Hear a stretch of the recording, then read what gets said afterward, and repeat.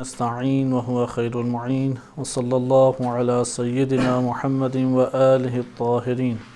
اللهم صل على محمد وآل محمد. امام باقر علیہ الصلاۃ والسلام کی ولادت و سعادت کے اس پر مسرت موقع پہ آپ سب مومنین کی خدمت میں ہدیہ تبریک و تہنیت عرض ہے۔ 1 رجب جہاں پہ امام علیہ الصلوۃ والسلام کی ولادت و سعادت کی وجہ سے ایک بابرکت اور ایک پرمسرت دن ہے، وہاں پر خود رجب کی معنوی جو خصوصیات اللہ سبحانہ وتعالی نے اس مہینے میں قرار دی ہیں، اس حوالے سے بھی رغبت رکھنے والوں کے لیے اس ماہ میں اللہ کے دروازے کھل جاتے ہیں۔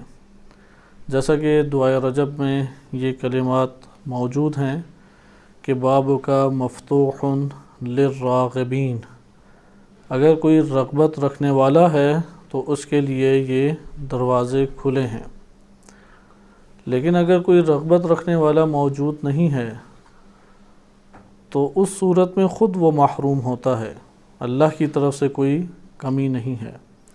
1 رجب امام باقر علیہ الصلوۃ والسلام کی جہاں یاد کا دن ہے اور ان کی شخصیت اور ان کی ذات سے تمسک کا دن ہے، وہاں پہ انہی کی بابرکت شخصیت سے تمسک کرتے ہوئے معنویت کو حاصل کرنے کا بھی آغاز اس مہینے سے ہوتا ہے۔ علماء کرام نے بیان کیا ہے کہ سالک اور ایک انسان جو روحانی منازل طے کرنا چاہتا ہے، اس کے سفر کا آغاز رجب سے ہوتا ہے۔ البتہ یہ باتیں ان افراد کے لیے ہیں جو رغبت رکھتے ہیں۔ یہ بہت اہم موضوع یا بہت اہم نقطہ ہے جسے احادیث نے بیان کیا، آیات نے بیان کیا۔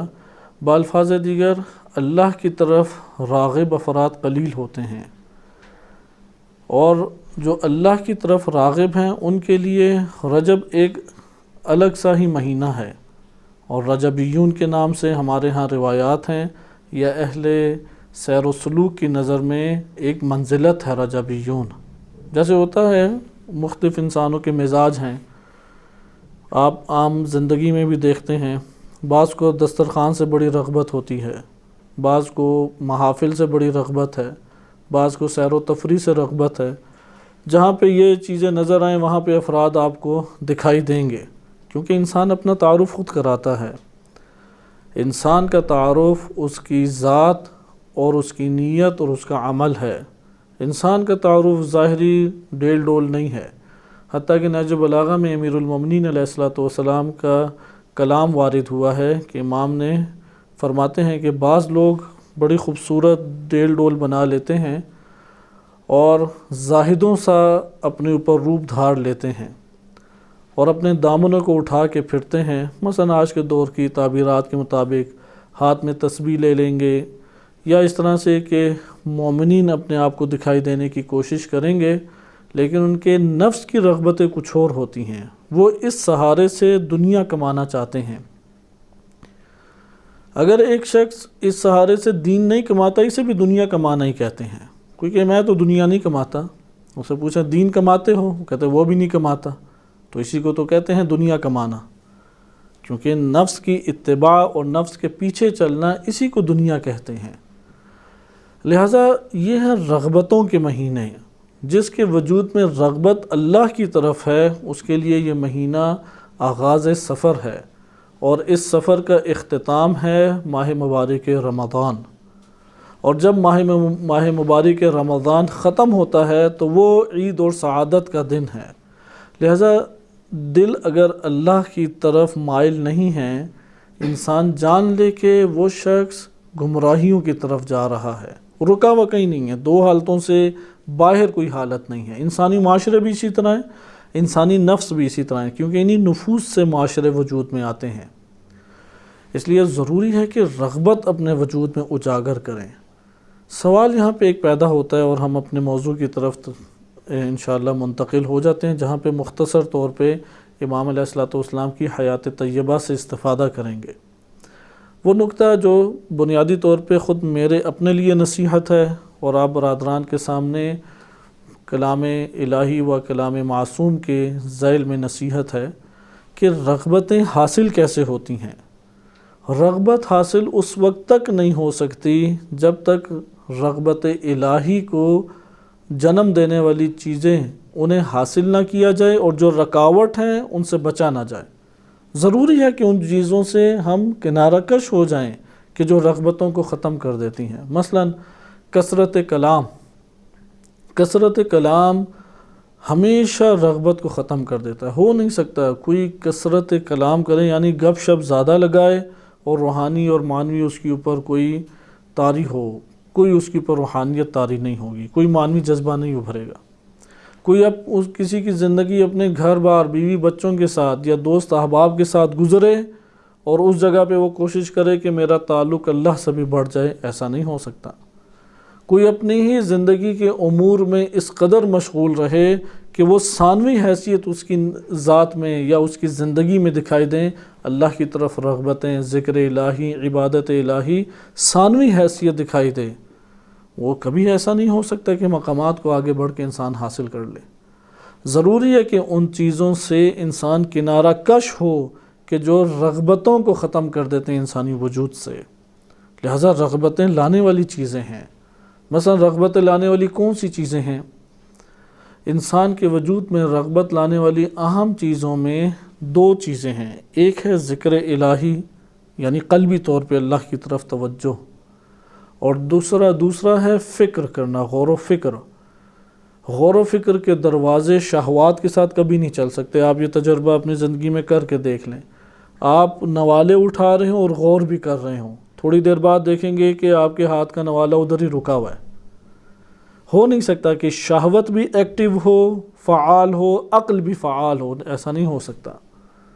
جب شہوت ایکٹیو ہوتی ہے، فعال ہوتی ہے، عقل کا ڈھکن یا عقل کا دروازہ بند ہو جاتا ہے۔ عقل ہوتی ہی اسی وقت فعال ہے کہ جب یہ شہوتوں کا کھیل کود تماشا اس کے دروازے بند کیے جائیں۔ لہٰذا اس کے دروازے اگر بند نہ کریں کوئی معنویت انسان پہ طاری نہیں ہوگی۔ یہ مہینے ہماری گزشتہ زندگی کی طرح گزر جائیں گے۔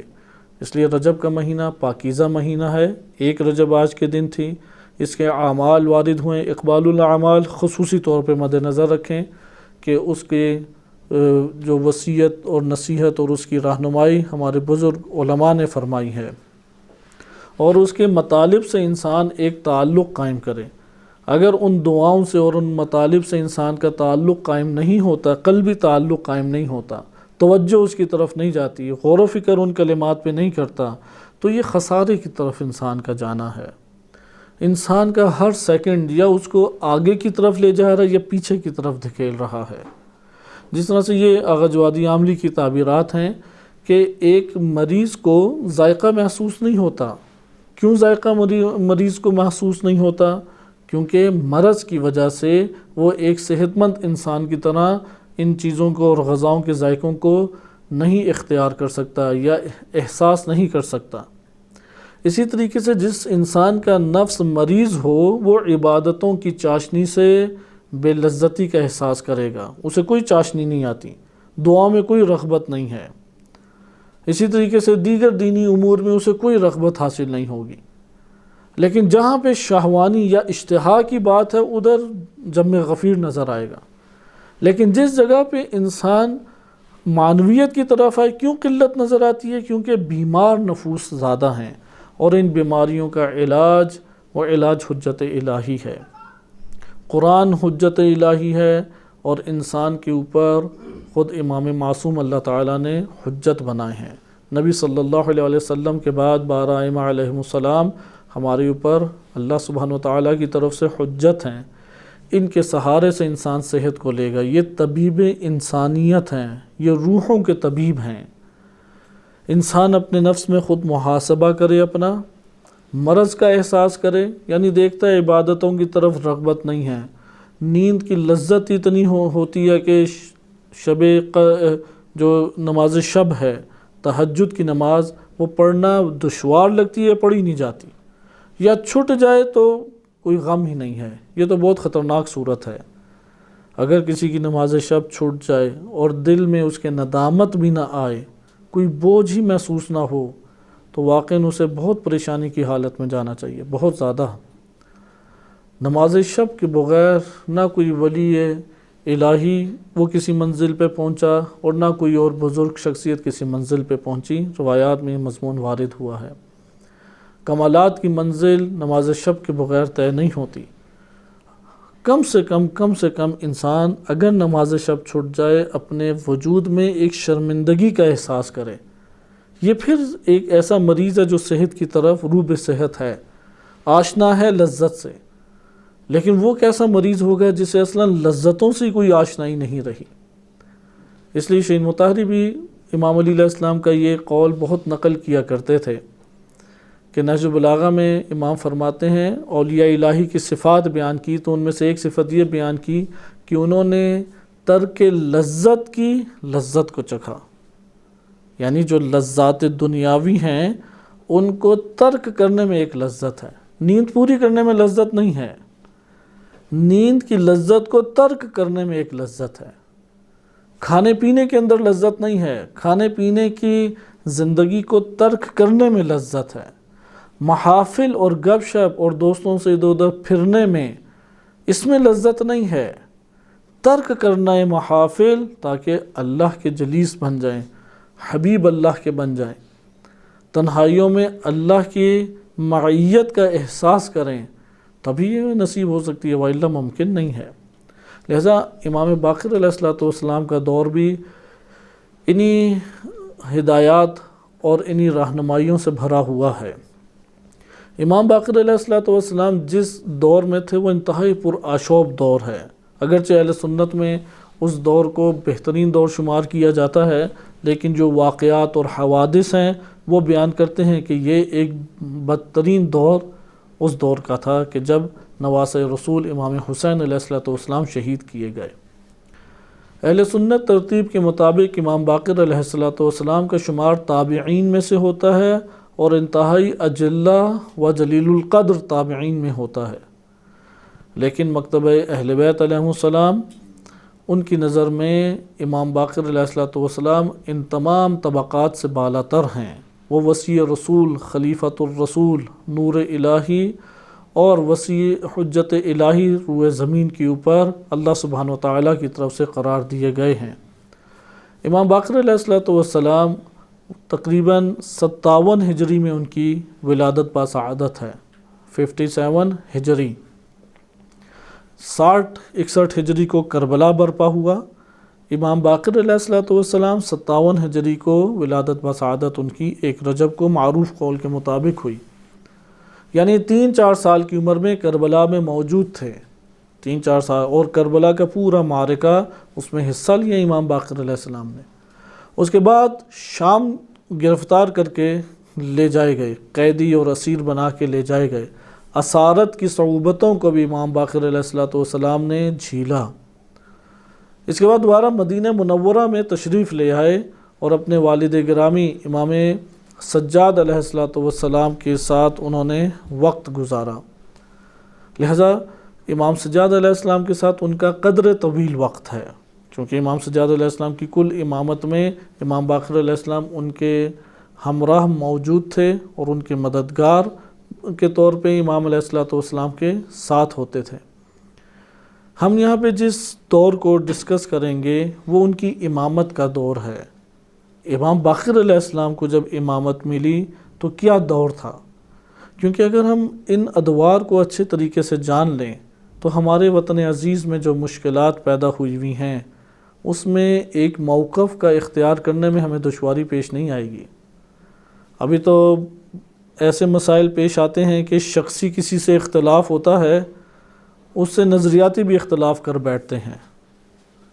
ممکن ہے کہ ہم ان سے بہت زیادہ کسی شخصیت سے علمی استفادہ کیا ہو، کوئی شخصی رنجش ہوتی ہے، لیکن ذاتیات ایسی انسانی وجود کے اوپر حاکم ہو جاتی ہیں کہ وہ اس سے نظریاتی اختلاف بھی کر بیٹھتا ہے، اور بعض تو بہت تعجب آور چیزیں بھی میسر آتی ہیں سننے کو کہ ایک سال ہا سال، یعنی زمانے ماضی میں جا کے ہم بعض شخصیات کو دیکھیں تو وہاں پہ تو ہمیں تعجب ہوتا ہے، لیکن اپنے ارد گرد ہی بعض افراد پہ غور کریں تو وہاں پہ ہم کوئی تعجب نہیں کرتے۔ مثال کے طور پہ ایک مثال آپ کی خدمت میں بیان کرنے کی حد تک دیتا ہوں۔ مثلا ایک فرد ہے، اس کو آپ سارے نظریات سکھائیں، سارے افکار اسے پڑھائیں، آیات کا بھی علم دیں، فکری تعلیم بھی دیں، حکومت اسلامی، انقلاب اسلامی، جہاد اسلامی، دشمن اسلامی، کون دشمن ہے، سب چیزیں بتائیں، اچھے ماحول میں تربیت بھی دیں، اچھے ماحول میں پلے بڑھے بھی، اور فرق بھی بتائیں، ایک اسلام ناب اور خالص ہے، الا لہ الدین الخالص، اللہ کے لیے خالص دین کرو، مخلصین لہ، اللہ کے لیے مخلص ہو کے جاؤ، اخلاص، اپنے دین کو تم ایک فلٹر سے گزارو جو فلٹر ساری کی ساری ملاوٹوں کو باہر پھینک دے، پھر وہ جو خالص دین ہے وہ اللہ کے لیے پیش کرو۔ یہ ساری باتیں وہ جانتا ہے۔ ایک امریکائی ہے اسلام، اور ایک اسلام ناب، اسلام خالص ہے، اسلام خالص قرآن کریم کی آیات میں یہ تفکر دیا گیا، سب چیزیں جان لی۔ اب سال ہا سال گزر گئے، اسی فرد سے پوچھیں کہ پاکستان کے اندر کیا اسلامی تحرک کو ایجاد کرنا چاہیے یا نہیں؟ وہ کہے کہ نہیں، یہ تو ہو ہی نہیں سکتا۔ اچھا، کون سا اسلام ہو؟ وہ اسلام امریکائی، اسلامی امریکائی کو ہی آپ فروغ دیں۔ وجہ کیا ہے؟ اب ادلہ دیکھیں، رہبر معظم بھی اسی کے قائل ہیں، اصل میں امام خمینی بھی اسی کے قائل تھے، امام کی روایات بھی اسی سے ملتی ہیں۔ اچھا، اس سے پوچھیں وہ کیسے ہیں؟ اب وہ ایک دو قول مل جاتے ہیں۔ وہ ترقی کا درس رہبر معظم دیتے ہیں، امام خمینی نے بھی کہا ترقی کرو، تو آپ پہلے پاکستان میں خوب ترقی کریں، ترقی کرنے کے بعد یہ باتیں کریں کہ یہ کوئی خون بہانا ہے، کوئی قیدی جیلوں سے آزاد کرانے ہیں، کوئی اللہ کی حدود پامال ہو رہی ہیں۔ جب انسان اس طرح کی باتیں سنتا ہے تو حیران پریشان ہوتا ہے، اور پھر یقین آتا ہے کہ ہاں، جو اس دور میں مسائل تھے وہ آج بھی ایسے نفر موجود ہیں، آج بھی ایسے افراد موجود ہیں۔ ہو سکتا ہے کہ فکر میں خلل آ جائے، ویسے بندہ ٹھیک ہے، یعنی دل، گردے، جگر سارے اس کے ٹھیک کام کر رہے ہیں، کھاتا پیتا بھی ٹھیک ہے، ملتا جلتا بھی صحیح ہے، وضقت بھی صحیح بنائی ہوئی ہے۔ خلل کہاں پر ہے؟ فکر میں خلل ہے۔ امام باقر علیہ السلام کے دور میں یہی مشکل تھی، فکری خلل تشیع کے اندر، امت اسلامیہ کے اندر بالخصوص، تشیع کے اندر بالعموم، امت اسلامیہ میں بالخصوص تشیع کے اندر فکری خلل ایجاد ہوتا جا رہا تھا، کیونکہ جب پسپا برے طریقے سے کیا جائے، ایک گروہ کو برے طریقے سے پسپا کیا جائے اور اس کے روابط منقطع کر دیے جائے معاشرے کے اندر، تو جب منقطع کیے ہیں تو دیگر جگہوں پہ جو افراد ہیں ان کے لیے وہی معاشرہ جو اس وقت موجود ہے وہی تربیت گاہ بن جاتی ہے، وہی فکر لینے کا ذریعہ بن جاتی ہے۔ لہذا ائمہ اہل بیت علیہم السلام کی مشکلات میں سے ایک مشکل اس نوع کے افراد تھے۔ آج ہم واقعہ بھی انشاءاللہ تعالیٰ پڑھیں گے تو آپ اس میں دیکھیں کہ امام باقر علیہ السلام ایک شجاع امام ہیں۔ ایسا نہیں ہے جیلوں سے وہ فرار کریں، ایسا نہیں ہے کہ قتل گاہ سے وہ فرار کریں، یعنی اللہ کو جن چیزوں سے محبت ہے واقعاً ہمیں بھی اس سے محبت ہے۔ انسان اگر اپنے نفس میں افکار کی ترتیب کو درست رکھے تو وہ دین الہی کے اوپر اللہ کی رضامندی والے اعمال انجام دے سکتا ہے۔ مثلا اللہ کو سب سے خوبصورت کون سا قطرہ پسند ہے؟ سب سے خوبصورت وہ قطرہ آب، وہ قطرہ ماں، پانی کا وہ کون سا قطرہ ہے جو اللہ کو سب سے زیادہ جس سے محبت ہے؟ آپ شیعہ سنی کتب میں پڑھتے ہیں، ہمارے ہاں صحیح السند روایت میں آئی ہے، 2 قطرے اللہ کو بہت پسند ہیں۔ ایک رات کی تاریکی میں جب پوری دنیا نیند کی لذتوں میں گم ہو، یہ اپنی بارگاہ میں خوف الہی سے کھڑا ہوتا ہے اور اپنے گناہوں پہ نادم ہوتے ہوئے استغفر اللہ پڑھتا ہے، اور ندامت اور خوف الہی کی وجہ سے اس کی آنکھوں سے آنسو جاری ہوتا ہے۔ یہ ہلکا سا آنسو اس جہنم کی آگ کو بجھا دیتا ہے کہ جس کی اللہ تعالیٰ نے اوصاف قرآن میں بیان کیے ہیں۔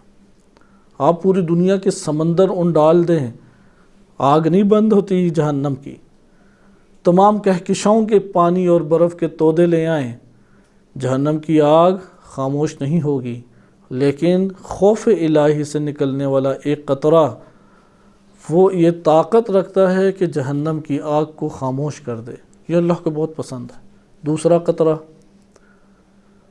قطرہ راہ الہی میں جو قطرہ خون زمین پر گرتا ہے وہ اللہ کو پسند ہے۔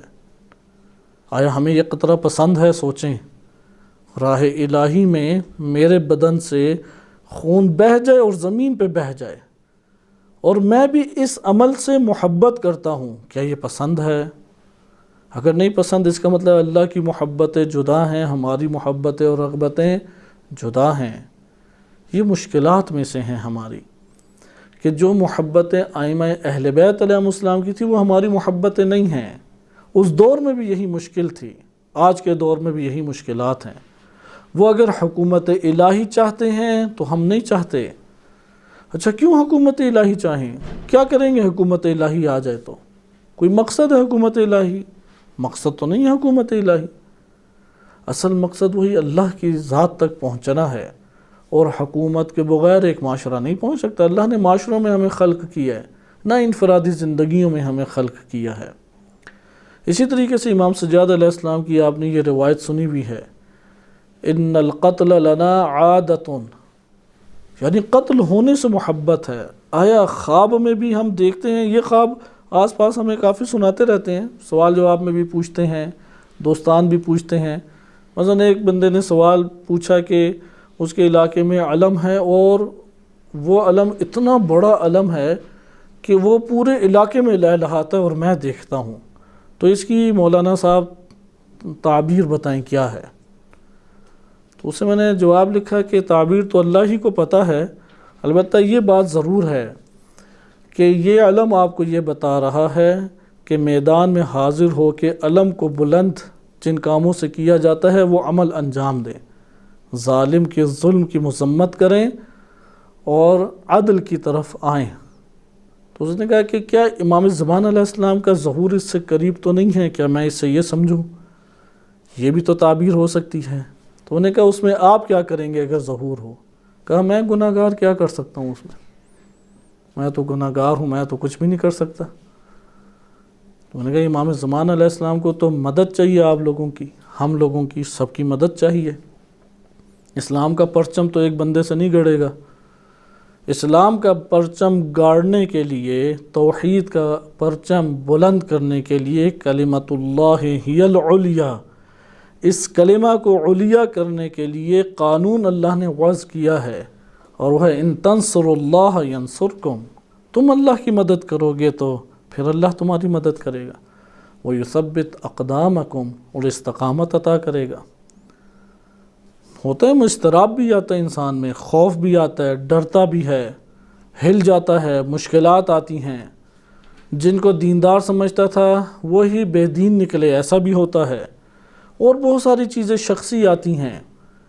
لیکن قرآن نے کیا سکینہ اور سکون کا تذکرہ نہیں کیا؟ وہ کن کے اوپر اللہ نازل کرتا ہے؟ استقامت شرط ہے سکون اور اطمینان کے حصول کے لیے۔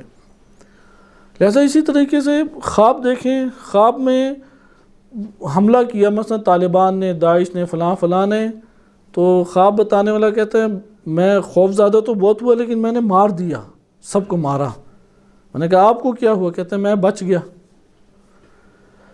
خواب میں اسی وقت بچتا ہے کہ جب نفس میں شہید ہونے کا جذبہ نہ ہو۔ کیوں خواب میں شہید نہیں ہوتا؟ کیونکہ خواب تو ہمارے نفس کے اندر سے ہی جنم لیتا ہے، وہ تو باہر سے نہیں آتا۔ خواب کوئی ایسی چیز نہیں جو باہر سے کہیں سے آ گئی ہے۔ جو انسان نے اپنے نفس کے اندر بویا ہے، یہ میرے اپنے کلمات نہیں ہیں، کوئی اسی نہج پہ نہیں ہے کہ یہ والے نکات بیان کیے جائیں۔ آیت اللہ حسن زادہ آملی اور یہ بزرگان بیان کرتے ہیں کہ خواب جو آپ دیکھتے ہیں وہ آپ ہی نے اپنے اندر کمایا ہوا ہے۔ جب ساری عمر انسان بچنے کے تصورات اور بھاگنے کے تصورات لائے تو کہاں پہ وہ خواب میں کوئی شہید ہوگا؟ جس انسان نے صرف بھاگ دوڑ کرنی ہے اور بچنا ہے دینی کاموں سے، تو کیسے خواب میں کوئی دینی کام انجام دے پا رہا ہوگا؟ ہو نہیں سکتا۔ مشکلات تھیں امام باقر علیہ السلام کے دور میں۔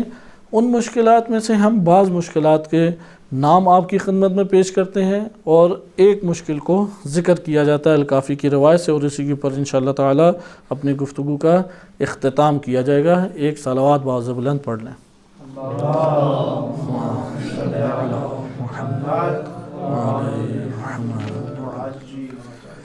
امام علیہ السلام کے دور میں ایک بڑی مشکل دین کے اندر انحراف کا وجود تھا. بہت بڑے پیمانے پہ یہ انحراف وجود میں آیا اور بعد میں اس نے عقائدی فرقوں کی صورت اختیار کی، فقہی مکاتب کی صورت اختیار کی، اور اسی طرح سیاسی امور میں انتہائی سیاسی نظریات اور افکار میں انحراف آیا. اگرچہ انحراف کا آغاز اسی دن سے ہوا جس دن سے امامت کو اس کی اصل ہستی سے ہٹا دیا گیا. اور واقعات ہیں ہمارے پاس اہل سنت کتب میں بھی ہیں، مکتب تشیع میں بھی صحیح الاسناد اسانید صحیحہ کے ذریعے سے یہ واقعات آئے ہیں کہ عدالتی امور میں خلفاء جب غلط فیصلہ کرتے تو وہاں پہ امیر المومنین علیہ السلام نے آ کے اصلاح فرمائی. یہ ہم سنتے ہیں یا نہیں سنتے، پڑھتے ہیں، صحیح اسانید سے پہنچی ہے. انحراف آہستہ آہستہ آیا اور معاشرے میں راسخ ہو گیا. ایسا نہیں ہے کہ رسوخ نہ ہو اس کا. ابتدا اسلام میں ہی بہت سارے امور میں ہیں. مثلا امام علی علیہ السلام کی نظر ایک ہوتی تھی، اس کے مقابلے میں معاشرے میں جو عمل انجام پا رہا ہے وہ نظر ہی الگ ہے. امام اگر اس کی اصلاح کی کوشش کرتے وہاں پہ ایک فتنہ اور کھڑا ہو جاتا. ان میں سے ایک مثال آپ کی خدمت میں دی جاتی ہے جو تہذیب الاحکام میں شیخ طوسی رحمۃ اللہ علیہ نے اپنی سند معتبر کے ساتھ ذکر کیا ہے کہ جب امام علی علیہ السلام نے خلافت کو سنبھالا، کوفہ کو دارالخلافہ بنایا، تو مسجد کوفہ اور گھر میں فاصلہ نہیں ہے. جن دوستوں نے زیارت کا شرف حاصل کیا ہوگا وہ جانتے ہیں. تو مسجد کوفہ میں تراویح پڑھی جا رہی تھی. اہل سنت میں بھی تراویح میں اختلاف ہے، مختلف اقوال ہیں اور مختلف بحثیں ہیں. بہرحال مکتب تشیع میں واضح طور پہ تراویح نبی صلی اللہ علیہ وسلم سے نہیں آئی، سنت رسول کے طور پر نہیں ہے. رمضان المبارک میں انفرادی طور پہ نوافل ہیں، جماعت کے ساتھ کسی نماز کا کوئی تعلق اور کوئی تذکرہ نہیں ہے. تراویح پڑھی جا رہی تھی. امام علی علیہ السلام نے امام حسن مجتبیٰ علیہ السلام کو بھیجا اور فرمایا کہ جاؤ اور وہاں پر انہیں کہو کہ یہ تراویح نہ پڑھو. جماعت کس نے حکم دیا کہ جماعت کے ساتھ اس طرح سے تم نماز دین قرار دیتے ہوئے اسے قائم کرو؟ امام حسن مجتبیٰ علیہ السلام نے رسمی طور پہ وہاں جا کے اعلان کر دیا.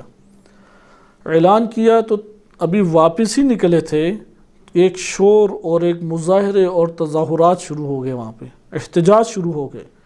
اور احتجاج میں شعار کیا تھے؟ وا عمرہ وا عمرہ. ہائے افسوس کہ عمر نے جو خدمات انجام دی اور جو دین بیان کیا اسے بگاڑا جا رہا ہے. ہائے عمر کے نعرے شروع ہو گئے. جب یہ مظاہرے شروع ہوئے اور شور شرابہ سنا تو امیر المومنین علیہ السلام نے پوچھا کہ یہ کیا ہو رہا ہے؟ تو امام مجتبیٰ علیہ السلام نے فرمایا کہ وہی جو آپ نے تراویح کا حکم دیا تو لوگ اب ادھر مظاہرے شروع کر رہے ہیں. تو ڈر تھا کہ شام کے بعد ایک اور وہاں پہ فتنہ کھڑا نہ ہو جائے اور کوفہ شہر ہی تقسیم در تقسیم نہ ہونے لگ جائے. امام نے وہاں پہ واپس بھجوایا اور کہا کہ جاؤ یہ حکم انہیں کہو کہ حکم واپس لیا جاتا ہے، جیسے تم نے نمازیں پڑھنی ہے پڑھو. ملاحظہ کیا کہ کس طریقے سے معاشرے کے اندر رسوخ ہوا، دین قرار دیتے ہوئے نئی چیزوں کا اس کے اندر نفوذ آہستہ آہستہ ہونا شروع ہو گیا. اہل بیت علیہ السلام کے مقام اور منزلت اس کو اس قدر پامال کیا گیا کہ امت اسلامیہ کی اجتماعی طور پہ بننے والی فوج وہ اہل بیت علیہ السلام کے برخلاف کھڑی ہو گئی. جس گھر کا تعظیم، جس گھر کی رسول اللہ فرماتے تھے، اس گھر کی بے حرمتی کی گئی. جن کو دیکھ کے رسول صلی اللہ علیہ وسلم فرمایا کرتے تھے کہ حسن و حسین سیدان اہل الجنہ یا امامان قاما او قعدہ، مختلف روایات ہمارے پاس آتی ہیں.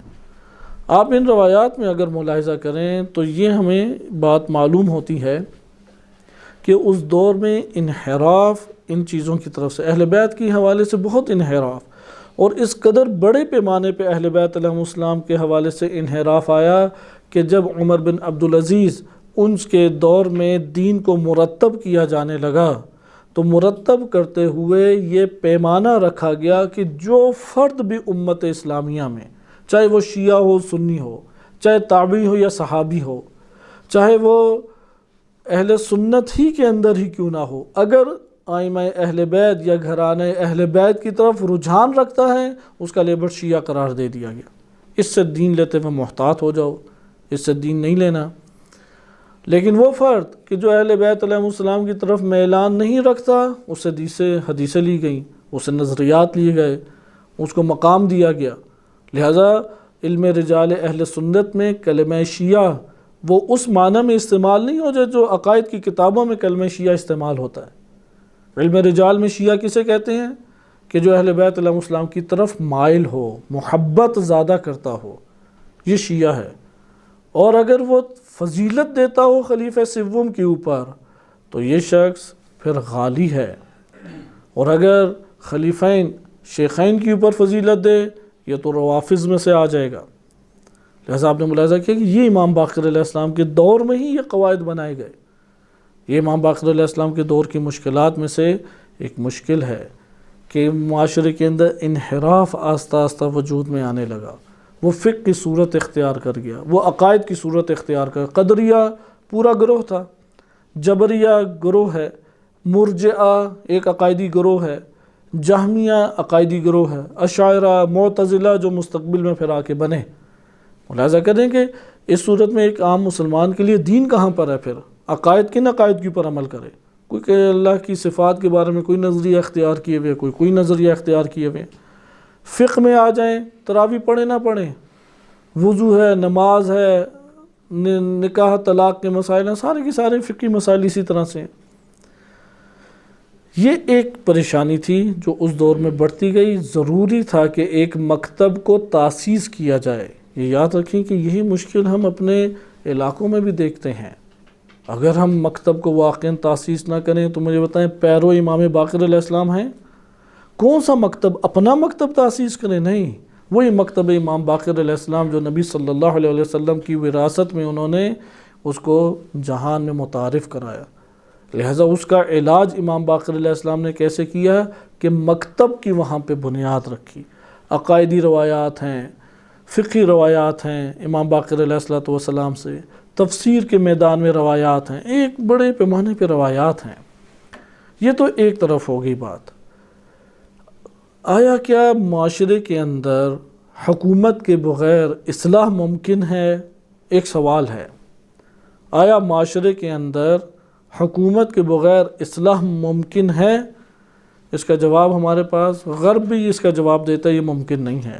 یعنی یہ بات ملحد بھی سمجھتا ہے، سیکولر بھی یہ بات سمجھتا ہے کہ حکومت کے بغیر معاشرے کی اصلاح ممکن نہیں ہے۔ ایک دو بندوں کی اصلاح ممکن ہے، چند خاندانوں کی اصلاح ممکن ہے، لیکن ایک سوسائٹی، ایک معاشرہ، ایک ریاست کی کبھی بھی اصلاح ممکن نہیں ہے جب تک حکومت الہیہ اس کے اوپر، یعنی یہ قوت حکومت ادھر وجود میں نہ آئے۔ بالفاظ دیگر ایک معاشرے کے اندر آیا عدل قائم کرنا حکومت کے بغیر ممکن ہے؟ اگر یہ ممکن ہوتا تو امیر المومنین علیہ السلام حکومت کے لیے جملات نہ فرماتے کہ تمہاری اس حکومت سے میرا کوئی لینا دینا نہیں ہے سوائے اس کے کہ میں مظلوم کو اس کا حق ظالم سے لے کے دوں، عدل کو قائم کروں۔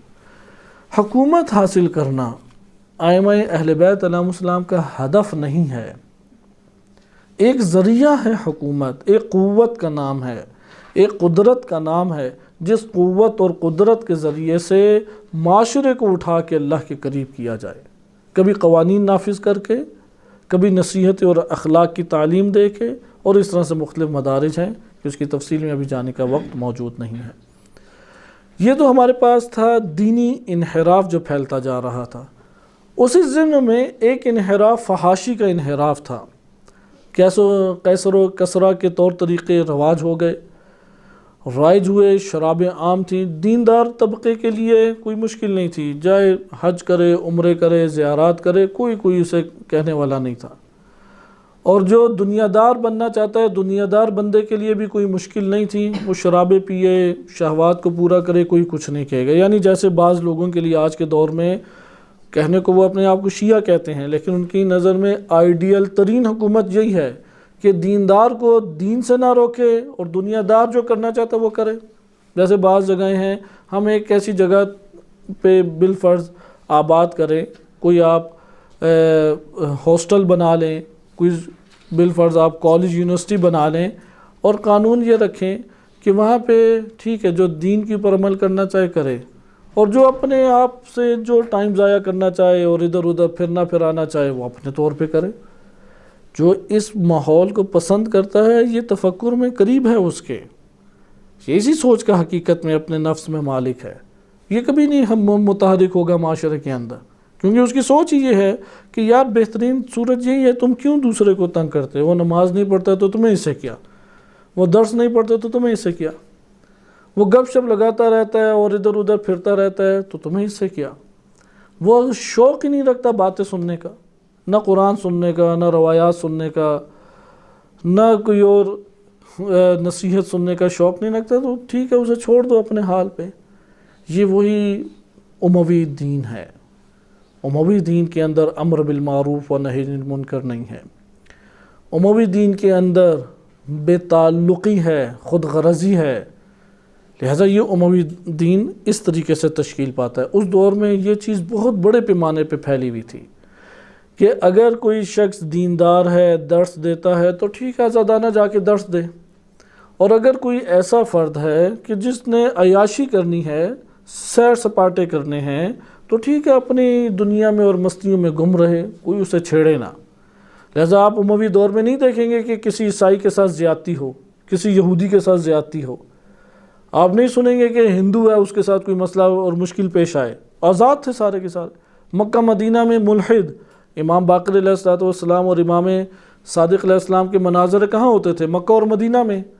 سوال تو یہی ہے مکہ اور مدینہ میں یہ ملحد اور زندیق کیا کر رہے تھے؟ کیوں مناظرے ادھر ہوئے؟ اس لیے کہ حکومت نے ایسی چھوٹ دی ہوئی تھی، یہ انحراف فحاشی کا ایک سبب بنے۔ لہٰذا آپ روایات اہل بیت علیہ السلام دیکھیں، بڑے بڑے جرائم انجام دینے والے ہیں وہ امام کی بارگاہ میں آتے اور پوچھتے یا امام اب میں کیا کروں؟ اب اس سے کیا پتہ لگا وہ کون ہوتے تھے؟ ان کا تعلق کس سے تھا؟ امام ہی کے موالیوں میں سے تھے، گناہ گار تھے۔ آتے اور امام پھر ان کو حل بتاتے، نصیحت فرماتے، اور یہ فحاشی بڑھتی ہی چلی جا رہی تھی۔ لہذا امام باقر علیہ السلام کی آپ روایات جمع کریں، اس کا ایک بڑا حصہ انہی اخلاقیات کے اوپر مشتمل ہے۔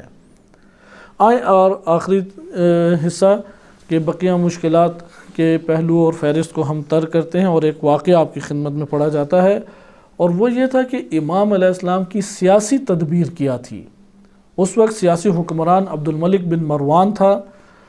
عبد الملک بن مروان انتہائی ایک ظالم اور متشدد قسم کا حکمران تھا۔ حجاج کو اس نے پالا ہوا تھا۔ حجاج وہ ہے کہ جس کو سنی بھی برا کہتے ہیں اور شیعہ بھی، لیکن جب اس نے بندوں کو مارا تو زیادہ شیعہ مارے گئے اس کے ہاتھوں سے، لہذا آج کے دور میں بعض ناسبی حضرات اس کے ساتھ رضی اللہ عنہ لکھتے ہیں اور اس کی تعریفیں کرتے ہیں، اس کی مدح و ستائش کرتے ہیں۔ حجاج ایک غاصب، ایک ظالم ترین شخص تھا، اور اسی کا نمائندہ ایران میں محمد بن قاسم تھا جو بر صغیر کا ہیرو بنا ہوا ہے۔ وہ کورس کا حصہ بھی ہے محمد بن قاسم، اس پہ فلمیں ڈرامے بھی بنتے ہیں، اس پہ نام بھی رکھے جاتے ہیں، اور حب علی میں وہ اپنی ہی دنیا کے بندوں کے اوپر ظلم و تشدد کیا کرتا تھا۔ بہرحال حجاج کے ظلم و ستم اس قدر کثیر ہیں، اس قدر کثیر کہ ہم اس جگہ پہ اس کے تذکرے سے محفل کو آلودہ نہیں کرتے۔ حجاج کے ذریعے سے ماحول کو وہاں پہ شدت پسندانہ ماحول کو بنایا گیا۔ یہاں پہ ایک سوال پیدا ہوتا ہے، ایک طرف ہم کہتے ہیں کہ مذہبی آزادی تھی، دوسری طرف کہتے ہیں کہ شیعوں کو پکڑا جاتا تھا۔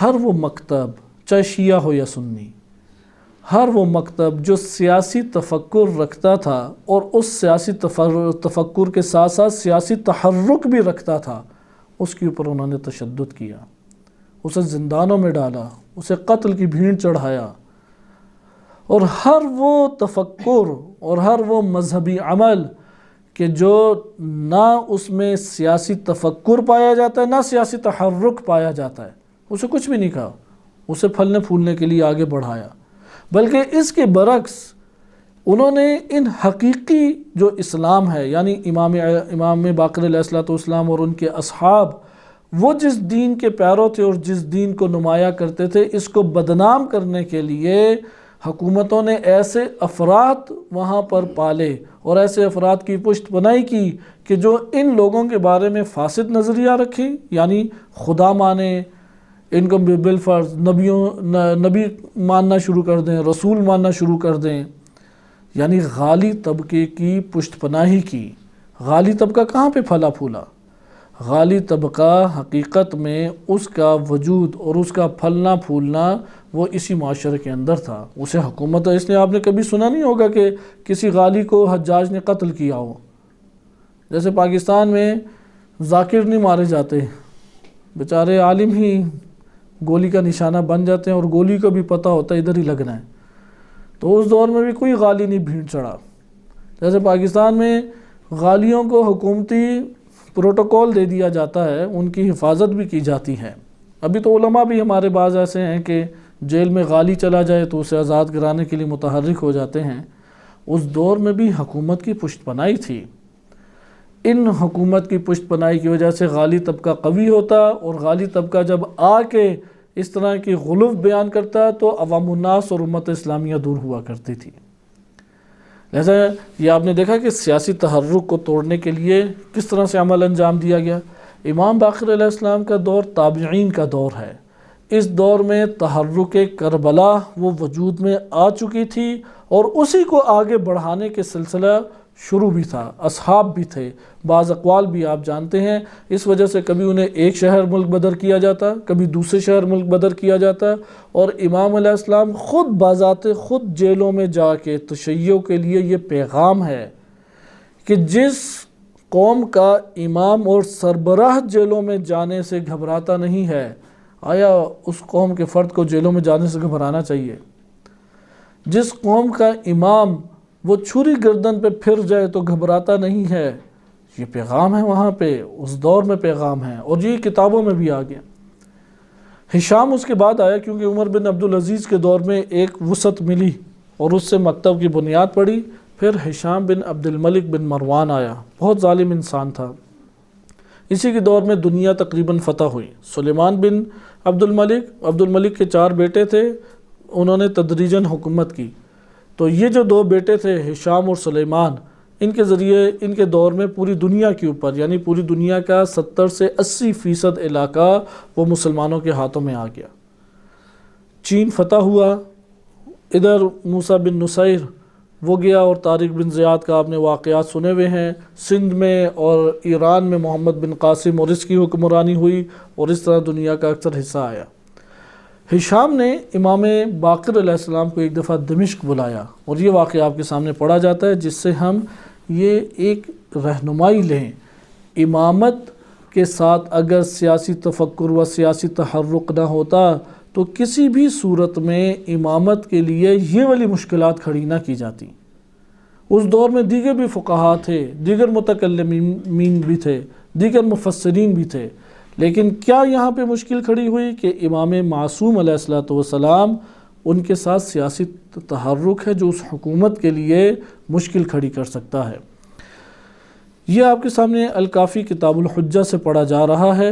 روایت کو آپ ملاحظہ کریں، اس واقعہ میں امام علیہ السلام نے کس طریقے سے وہاں پہ حق کو نمایاں کیا، کیسے ملاحظہ کیے کہ ابو بکر حضرمی بیان کرتے ہیں کہ لما حمل ابو جعفر الى الشام الى ہشام بن عبد الملک، شام میں ہوتا تھا ہشام بن عبد الملک، امام باقر علیہ السلام کو پکڑ کے دمشق لے گئے، اور دمشق میں امام باقر علیہ السلام کو حاضر کیا ہشام کے سامنے۔ وصارا ببابہ، جیسے وہ دروازے پہ آئے، قال لاصحابہ ومن کان بحضرتہ بنی امیہ، کہ اس نے پہلے ہی اپنے ساتھیوں کو کہا ہوا تھا ہشام نے، اور جو اس کے پاس بنو امیہ میں سے آس پاس بیٹھا ہوا تھا، یعنی اس واقعے سے آپ اندازہ لگائیں کہ امام باقر علیہ السلام کے لیے کیا مشکلات تھیں۔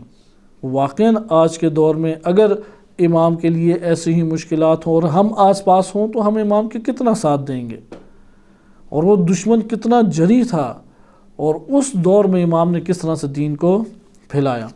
کہا کہ جیسے ہی اذا رأیتمونی، کہ جب تم لوگ مجھے دیکھو اور یہ دیکھو کہ میں نے محمد بن علی یعنی امام باقر علیہ السلام کی توبیخ شروع کر دی ہے، یعنی ان کی مذمت شروع کر دی ہے، تو تم لوگ بھی پہلے ان کی مذمت کرنا، ثم رأیتمونی قد سکت، اور جب دیکھو کہ میں چپ ہو گیا ہوں تو تم بھی چپ ہو جانا. یعنی میں جب ان کے اوپر چڑھائی کر دوں برے الفاظ بولنے میں اور ان کی توبیخ کرنے میں اور ان کو اہانت کرنے میں، تم لوگ میرا ساتھ دینا اور چڑھ دوڑنا، اور جب میں چپ ہو جاؤں تو تم بھی چپ ہو جانا.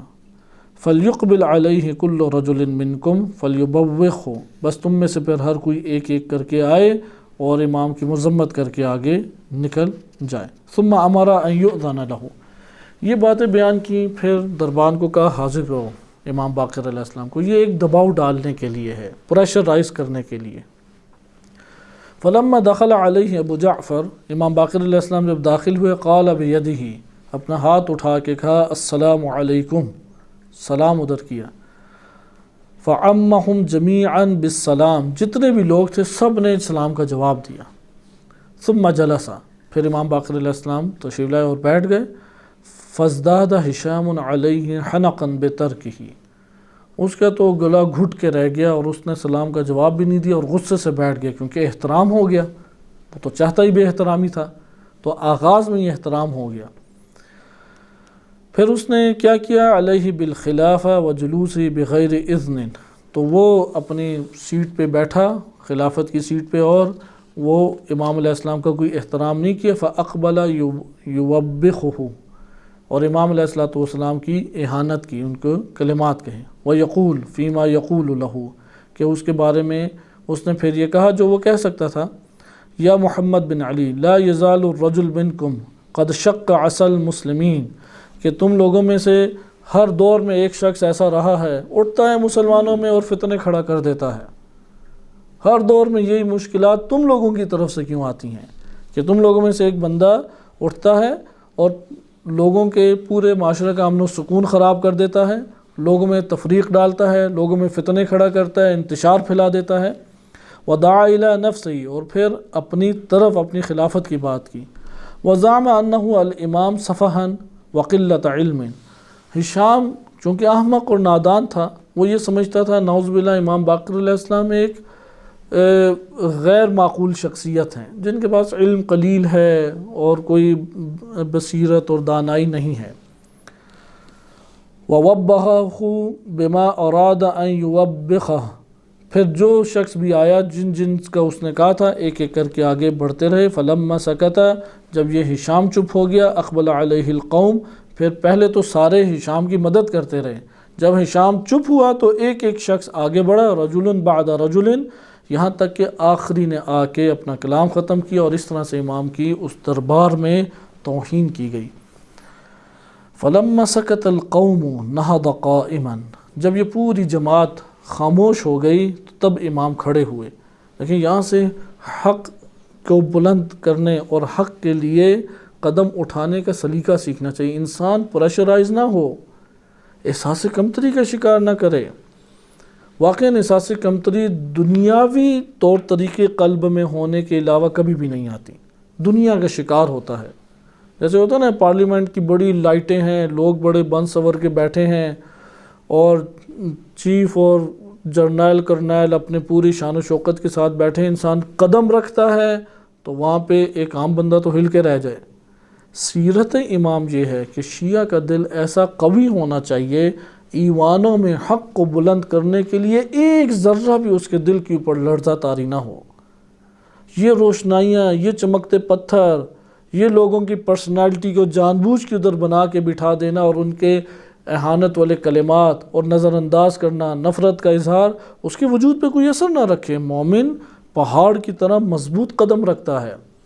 لہذا امام علیہ السلام کھڑے ہوئے قائما، ثم قال ایھا الناس، اے لوگو، این تذهبون، کہاں جا رہے ہو، وَأَيْنَ يُرَادُ بِكُمْ، اور کیا تم لوگ چاہتے ہو، بِنَا هَدَى اللَّهُ أَوَّلَكُمْ، تمہارا جو پہلا تھا وہ بھی ہمارے ذریعے سے اللہ سے ہدایت پا گیا. وَبِمَا يَخْتِمُ آخِرَكُمْ، اور تمہارا جو آخرہ اس کا اختتام بھی ہمارے ذریعے سے ہوگا. فَإِن يَكُن لَكُم مُلْكٌ مُعَجَّلٌ، اگر تمہیں کوئی جلد حکومت مل ہی گئی ہے تو یہ جان لو، فَإِنَّ لَنَا مُلْكًا مُعَجَّلًا، ایک عین کے ساتھ ایک حمزہ کے ساتھ ہے، عین ہے تعجیل، تمہیں اگر جلد مل گئی ہے تو یاد رکھو ہمارے لیے بھی اللہ نے ایک وقت مقرر کیا جب ہمیں وہ مل جائے گی۔ وَلَيْسَ بَعْدَ مُلْكِنَ مُلْكٌ، اور ہمیں جب حکومت ملے گی پھر اس کے بعد کوئی حکومت نہیں آئے گی۔ لِأَنَّ أَهْلُ الْعَاقِبَةِ، کیونکہ ہم ہی اہل عاقبت ہیں۔ يَقُولُ اللَّهُ عَزَّ وَجَلَّ، کہ اللہ عز و جل نے قرآن میں فرمایا وَالْعَاقِبَةُ لِلْمُتَّقِينَ، متقین کے لیے عاقبت ہے۔ فَأَمَرَ بِهِ إِلَى الْحَبْسِ، ہشام نے یہ سنا تو سیخ پا ہو گیا اور جیل میں بھجوا دیا۔ جیل میں امام علیہ السلام کی سیرت دیکھیں، انسان جب تصور کرتا ہے تو گھبراتا ہے، ڈرتا ہے۔ جیل میں انسان قیدیوں کے درمیان رہے تو ان کے اندر کام کرے، اللہ سے ربط قائم کرے، تزکیہ نفس اپنے وجود میں لائے۔ خوف مار دیتا ہے انسان کو، احساس کمتری مار دیتی ہے، یہ انسان کے اندر مرض ہے، مرض، ان مرضوں سے انسان نجات حاصل کرے۔ فَلَمَّا صَارَ إِلَى الْحَبْسِ تَكَلَّمَ، جب وہ حبس میں یعنی قید میں چلے گئے گفتگو کی۔ فَلَمْ يَبْقَ فِي الْحَبْسِ رَجُلٌ إِلَّا تَرَشَّفَهُ وَحَنَّ إِلَيْهِ، ایک بھی قیدی ایسا نہیں تھا کہ جو آگے بڑھ کے امام کے ہاتھوں کو یا ان کے جسم کو بوسے نہ دیتا ہو یا تبرک ان سے نہ لیتا اور محبت کا اظہار نہ کرتا ہو۔ اتنا والہانہ، یعنی امام کی تبلیغات کا اثر ایسا تھا کہ قیدی ان کے انصار بننا شروع ہو گئے۔ فجاء صاحب الحبس الى ہشام، یہاں تک کہ وہ جو انچارج ہے جیل کا تھانے دار، وہ ہشام کے پاس آیا اور کہا یا امیر المؤمنین انی خائف علیک من اہل شام، مجھے تو اہل شام سے اب ڈر ہونے لگ گیا ہے۔ ان یحول بینک و بین مجلسک ھذا، وہ تیری اس محفلوں میں اور تیری ذات میں حائل ہو جائیں گے، یعنی تیرا تختہ الٹ جائے گا۔ ثم اخبرہ بخبرہ، پھر امام باقر علیہ السلام کی ساری اس نے بات بیان کی۔ فامر به فحمل علی البرید هو واصحابہ لیردوا الی المدینہ، اسی وقت اس نے پھر آرڈر جاری کیا اور وہاں پہ پہنچایا گیا کہ ان کو واپس مدینہ چھوڑ آیا جائے۔ اور وامر ان لا یخرج لهم الاسواق، بازاروں سے نہ گزارا جائے۔ وحال بینہم بین الطعام والشراب، انہیں کھانے پینے نہ دیے جائیں۔ وصاروا ثلاثا لا یجدون طعاما ولا شرابا، 3 دن مسلسل سفر کیے۔ حتی انتہوا الی مدین، یہاں تک کہ مدین پہنچے۔ فاغلق باب المدینہ دونہم، اور پھر وشکا اصحابہ الجوع والعطش، کہ امام علیہ السلام کے جو اصحاب تھے وہ بھوک اور پیاس سے بلبلا اٹھے، اور اس طرح سے یہ سفر اختتام پذیر ہوا۔ اس سفر کے اندر جو امام علیہ السلام کا الکافی میں ذکر کیا گیا ہے، اور بھی کئی محاسن ہیں۔ سیرت امام یہاں پر ہے، شجاعت، حق کو بلند کرنا، جیلوں کی قیدوں کو سہنا، افراد کا بھوک اور پیاس میں رہنا، معاشرے کے اندر تنہائیوں کو قبول کرنا۔ واقعی یہ بہت بڑی عظمت کی بات ہے۔ یہ ہم میں سے جس نے بھی تبلیغ کی ہے وہ اس بات کو جانتا ہے کہ تنہائیاں جو ہیں وہ کاٹتی ہیں انسان کو۔ اجتماع میں تو کر لیتا ہے، اور اجتماع بنانا ہی حکمت ہے، یعنی نقصان پہنچانا یہ نہیں ہے کہ میرا گھر پہ کوئی آگے نقصان پہنچائے۔ ہمیں وہ شخص نقصان پہنچائے گا جو اجتماع سے کٹتا ہے، جو اجتماع کو ختم کرتا ہے، جو ایک محفل کو بننے نہیں دیتا، وہ دشمنی کرتا ہے۔ اس ہمیں راز کو سمجھنا چاہیے، خصوصاً جو فکری تعلیمات رکھتا ہے وہ اس راز کو ضرور سمجھے۔ محافل کے اندر شرکت یہ دین کی تائید اور مدد ہے، کسی فرد کی نہیں، مومنین کی تائید اور مدد ہے۔ محافل کے اندر شرکت نہ کرنا یہ دین کا نقصان ہے، یہ تو شخصی کسی کا نقصان نہیں ہے۔ گھر تو ہمارے ان چیزوں سے نہیں چل رہے، ہم کوئی بھی خدمت انجام دے دیں، اگر اجتماع کو برپا نہیں کرتے وہاں پہ دین کو نقصان پہنچاتے ہیں۔ ممکن ہے کہ میں آ کے بیٹھوں، آ کے جاؤں، صرف سلام دعا کروں، اس سے دین زندہ ہوتا ہے۔ یہ روایات ابھی آپ کی خدمت میں نہیں پڑھی کیونکہ اس موضوع کا انتخاب نہیں تھا، وَإِلَّا یہ والی چیز آپ خود اس سرزمین انقلاب میں ملاحظہ کر سکتے ہیں کہ وہ کس قدر بڑے پیمانے پہ اس حکمت سے آگاہ ہیں۔ آپ نے رہبر معظم کی کوئی ایسے اجتماعی، اہم ترین اجتماعی جلسہ دیکھا ہے کہ جس کے ابتدا میں ان کے مخالفین اور ان کے حامیان جو حکومت میں وہ سارے حاضر نہ ہوں؟ کوئی ایسا ہے کہ حاضر نہ ہو؟ سب حاضر ہوتے ہیں، رئیس جمہور بھی ہے، صدر بھی ہے، فلاں فلاں بھی ہے، سب حاضر ہیں، کیونکہ یہ قانون ادھر بنایا ہوا ہے۔ اسی طرح ادھر اجتماعات شہداء کے برپا کرتے ہیں، وہ ادھر ثمرہ دیتا ہے۔ لہذا اس اجتماعی عنصر کی قدر کریں، خود اس سیاسی تحرک اور سیاسی تدبیر کو اختیار کریں کہ محافل، نظریاتی محافل کو جنم دیں، چند بندے کیوں نہ ہوں۔ اگر محافل سے کوئی بندہ کٹتا ہے، یہ یاد رکھیں یہ واقعاً اس نے دین کا نقصان کیا ہے، کسی اور شے کا نقصان نہیں کیا۔ وصلی اللہ علی سیدنا محمد و آلہ الطاہرین۔